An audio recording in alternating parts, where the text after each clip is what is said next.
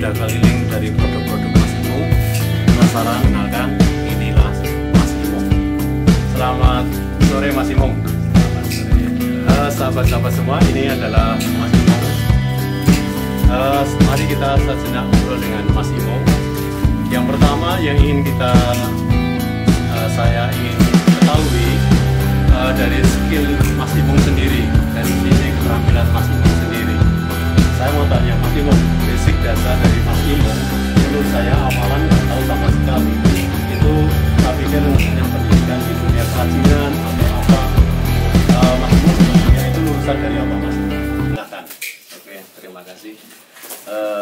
Tahun 95 itu kita baru lulus dari STM Negeri 2 Yogyakarta.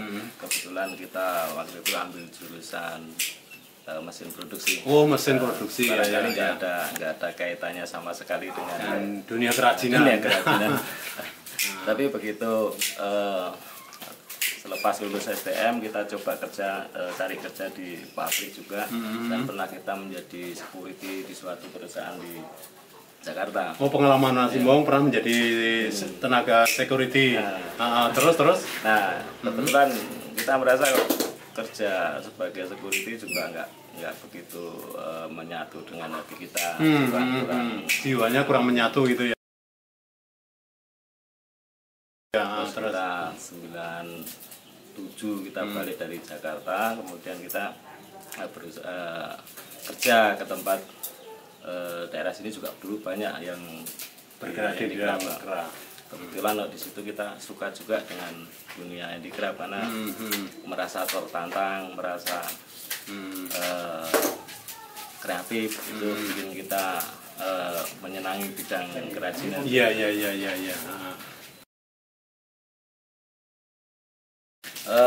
Hampir 2 tahun, 3 tahun kita bekerja pindah-pindah dari anyaman, kemudian kita juga pernah bikin konstruksi untuk pendukung kerajinan, kan banyak konstruksi dari besi las-lasan itu ya.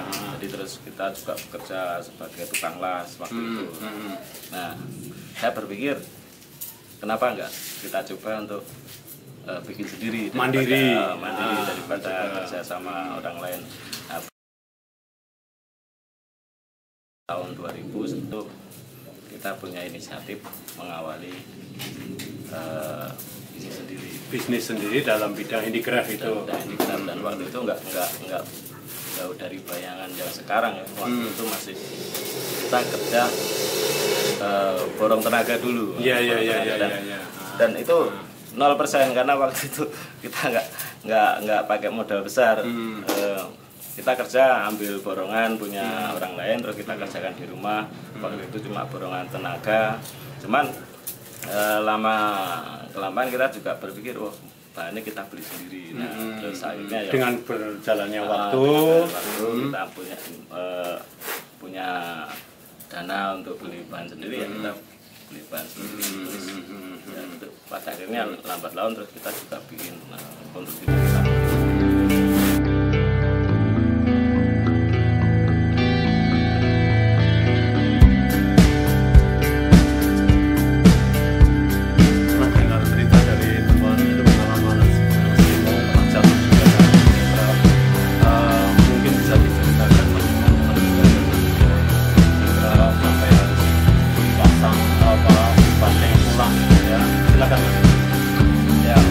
Pasang surut atau suka duka di dunia handicraft memang kita beberapa kali mengalami ya.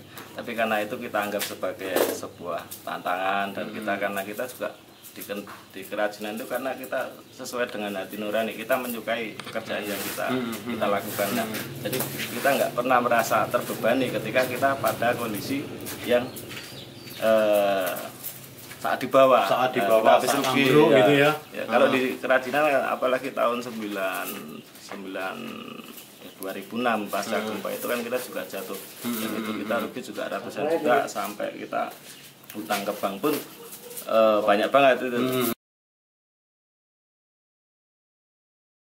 Tapi kita tetap mencoba bertahan di situ karena kita merasa, kita yakin kita bisa bangkit lagi kerajinan. Ada suatu keyakinan dari Mas Ya. Imung untuk bangkit lagi gitu ya. Iya. Nah, ini sahabat-sahabat semua, keyakinan sangat menentukan di dalam perjalanan seseorang.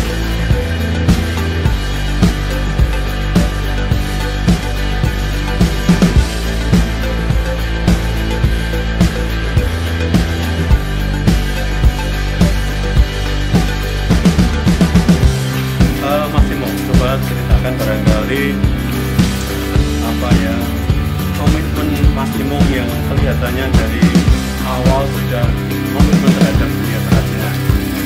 Yang menyebabkan Mas Imung komitmen terhadap dunia kerajinan itu kira-kira apa? Apakah kerajinan bisa membawa prospek ekonomi yang lebih baik? Pertama karena kita menyukai dulu, kita menyukai kerjaan yang kita lakukan. Terkait dengan komitmen, selama kita bekerja dengan senang hati, kita bekerja dengan sepenuh hati, saya yakin itu akan menghasilkan sesuatu yang di luar dugaan juga, karena setiap pekerjaan yang dilakukan dengan senang hati senang pasti akan menghasilkan sesuatu atau produk yang bagus. Dan di sisi lain kita juga merasa, kita melihat di dunia kerajinan itu bidang yang paling bertahan terhadap semua krisis. Termasuk sekarang ini kan, pada waktu tahun 2006 kita kena gempa, kemudian 2010 kita kompetisi kita ketat banget. Kita persaingan di dunia keras ketat sekali. 2010 itu masa dimana kita pertarungan sangat kompetitif, karena banyak yang bikin, cuman yang pembelinya jarang. Jadi waktu itu kalau kita nggak terima order dengan harga murah, ya kita nggak dapat pekerjaan. Nah, sekarang mendapati suatu order, suatu desain atau suatu tren yang itu nanti bisa untuk membuat orang lain juga ikut mengerjakan dari ide kita, memproduksi dari produk-produk kita. Dan kita nggak pernah merasa khawatir, kita nggak pernah merasa rugi ketika produk-produk kita dijiplak oleh orang lain. Nah, itulah yang seringkali kekhawatiran seringkali muncul, sahabat-sahabat semua. Kadang ide, gagasan yang kita miliki, kadang ada unsur kalau kita keluarkan takut dijiplak. Sebagai seorang pionir dalam hal segala macam, pasti akan menjadi pemenang. Nah, ini adalah sosok dari Mas Imung, menurut saya adalah sosok pionir, bukan hanya sekedar pemimpin.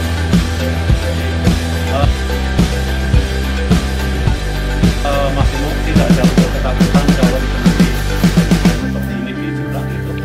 Ya, sama sekali nggak ada. Jadi karena kita malah bersyukur, lebih senang bahwa ide yang kita keluarkan, ide yang kita buat mampu membuat orang juga kebagian rezeki dari memproduksi barang yang sama. Barang ini, ya. Toh walaupun tidak ada yang mengakui kalau memang itu dari ide kita, karena kan di kerajinan nggak ada cipta. Jadi kita merasa senang aja, bahagia bahwasanya apa yang menjadi ide kita ternyata mampu untuk menghidupi orang banyak. Imung, saat ini tahun 2020 seperti ini, di mana dalam pengertian banyak usaha-usaha yang gulung tikar disebabkan karena faktor pandemi COVID-19. Mas Imung, saya melihatnya masih tetap bertahan. Ternyata saya melihatnya terletak pada komunikasi dan relasinya. Bagaimana Mas Imung membangun untuk sebuah komunikasi dengan buyer dan membangun relasi yang baik terhadap buyer? Silakan. Ya.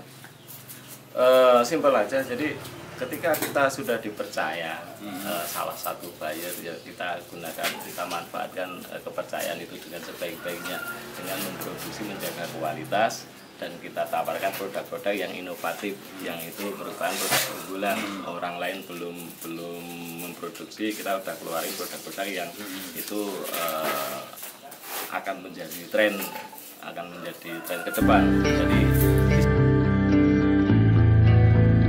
lalu bagaimana menjaga kualitas dari produksi sendiri? Saya melihatnya di beberapa tempat yang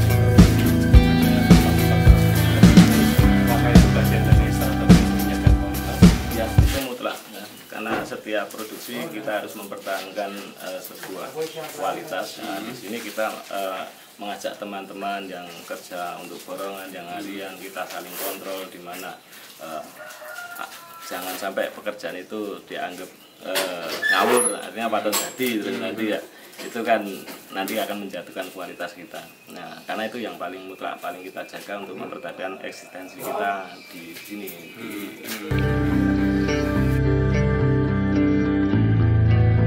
Saya melihatnya juga tadi saya melihatnya ada beberapa teman Mas Imung sendiri yang dulu bergerak dalam dunia kerajinan kemudian direkrut oleh Mas Imung. Artinya bahwa ada pribadi Mas Imung yang komitmen setia kawan. Ya, jelaskan Mas Imung tentang hal itu. Ya, di sini kita berprinsip ini. Jadi tidak hanya teman, bahkan tenaga kita, teman-teman kita yang ikut mengerjakan di sini pun kita arahkan.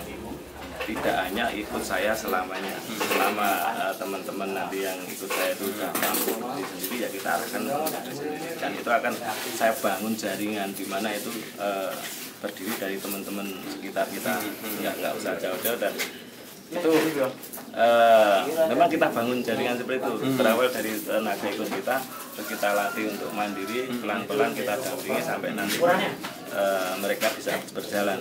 Cuman setelah berjalan ya nggak harus selalu sama kita. Gitu nanti ya? kemudian ada order yang dari luar, silakan.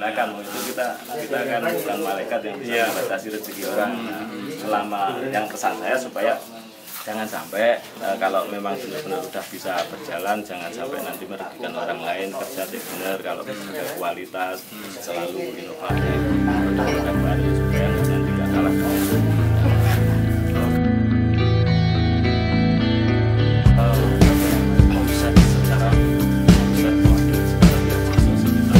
Ini gambaran kasar aja, kita maafin ya. Kira-kira berapa itu? Kalau untuk ini per tahun atau per bulan? Ya boleh, terserah Pak Imung sendiri. Kalau untuk per tahun ya lebih dari 3 miliar kan, Wush. per tahun. Cuman kalau untuk per bulan ya kita untuk 3 bulan ini, 3 bulan yang lalu Triwulan sekarang ya. Ini kita udah hampir 1,5 miliar. 1,5 miliar ya.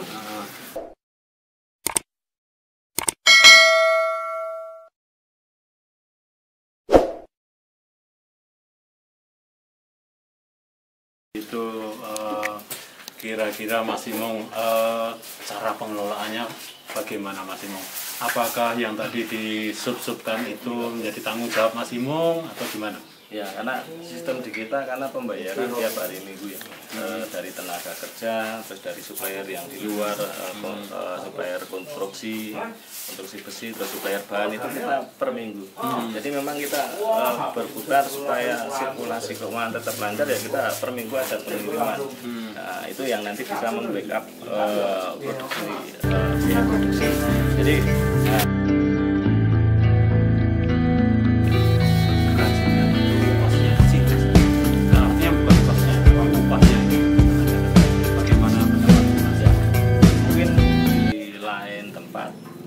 dikatakan seperti itu, tapi kita berusaha di sini yang terlibat di produksi kita tetap lebih dari UMR, baik itu nanti untuk produksi hariannya, produksi borongannya.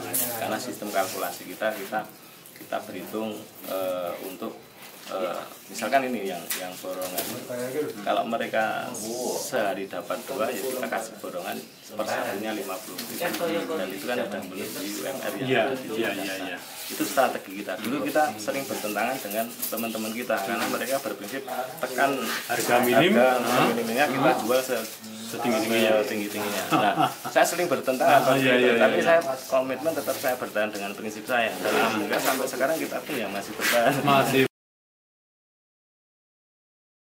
Bagaimana mensejahterakan orang-orang yang terlibat di produksi kita, itu yang kami yakini. Terlepas dari itu nanti ke depan kita dapat, itu kan sebuah bonus, kita dapat beli ini beli itu, kita uangnya sisa sampai itu kan cuma bonus. Jadi yang penting kita mensejahterakan dulu ya, itu nilai-nilai spiritualitasnya ya. Berarti nilai-nilai spiritualitas dari Mas Imung sendiri sudah tertanam dalam dirinya, bahwa yang terpenting mensejahterakan kesempatan, nanti kalau itu ada kelebihan-kelebihan itu sebagai sebuah bonus. Pesan-pesan Mas Imong untuk anak-anak muda, generasi muda yang mulai belajar untuk melakukan bisnis, melakukan sisi wirausaha ataupun apapun juga, untuk menggerakkan wirausaha dari teman-teman muda, keberanian, nyali untuk berwirausaha. Pesan-pesan dari Mas Imong apa? Silakan. Yang terpenting itu kita menyenangi dulu, menyukai dulu bidang kita ya, kita tekuni. Menyenangi pada profesi bidang apapun, baik itu nanti profesi apapun, toh sesederhana sekecil profesi apapun, ketika kita tangani, kita lakukan dengan sepenuh hati akan menjadi sesuatu yang menghasilkan banyak atau menjadi kita besar. Contohnya aja ya, nggak cuman di handicraft ya, di dunia lain, di bentuk usaha lain, nggak peduli itu nanti tukang bangunan itu kita ya berapa kita belajar dari Raden Tukang. Raden Tukang kita baru naik lagi, kita belajar nukang kita udah bisa, kita belajar lagi ke atasnya lagi sebagai pemborong. Nah itu kan tahap-tahap seperti itu, fase-fase seperti itu yang harus kita lewati dengan sepenuh hati, dengan senang hati. Terlepas nanti dari suka duka resiko, ya itu kan tantangan yang perlu kita taklukkan. Iya, betul. Nggak perlu ditakuti. Jadi jangan pernah takut dengan kegagalan, jangan pernah takut dengan itu. Udah wajar dan itu udah biasa. Dimanapun akan mengalami kegagalan. Kita harus taklukkan tantangan dengan sebaik-baik. Sampai sekarang, alhamdulillah, segala suka duka, segala tantangan dapat kita lewati sampai hari ini. Oke.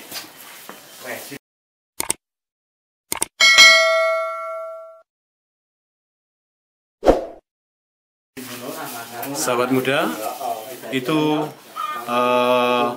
tentang Mas Imong. Sebenarnya masih banyak cerita yang harus saya gali, ya. Namun barangkali Mas Imong ada kesibukan lain, kita akan ketemu di lain kesempatan. Terima kasih sekali Mas Imong atas semua masukan-masukannya, atas diri saya diberi kesempatan untuk mengekspos, memberikan semangat kepada anak-anak muda Indonesia untuk berani berekspresi, berani berwirausaha, mengawali usaha dengan sebuah komitmen. Ya. Terima kasih sekali Mas Imong, sukses selalu buat Mas Imong dan jaga kesehatan. Terima kasih.